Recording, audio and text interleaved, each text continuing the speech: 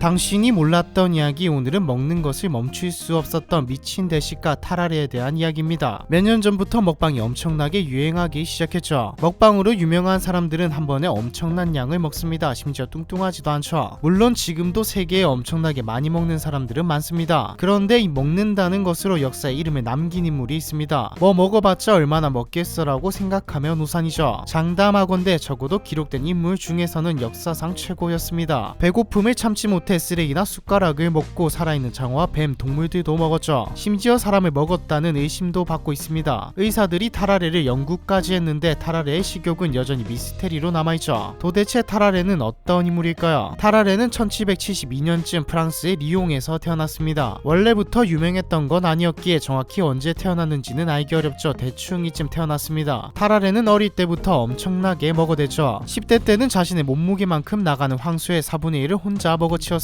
게다가 그만큼 먹고도 모자라서 마을을 뒤져 먹을 수 있는 것들은 다 먹었죠. 타라레의 집이 부유하지는 않았던 것 같습니다. 타라레의 부모는 타라레의 식욕을 버티지 못하고 버렸거든요. 타라레는 한순간에 고아가 되었습니다. 고아가 된 타라레는 전국을 돌며 도둑질을 하거나 몸을 파는 여자들 옆에서 구걸을 했죠. 음식을 훔치는 경우가 많았는데 훔친 음식으로는 타라레의 배를 채우지 못했습니다. 그래서 흙이나 돌 같은 것들도 먹기 시작했죠. 아무리 역겹고 위험한 것이라도 식욕을 채우기 위해서 타라레는 보이는 건 다 먹어치웠습니다. 배고픔의 노예였죠. 그러던 타라레에게도 일자리가 생깁니다.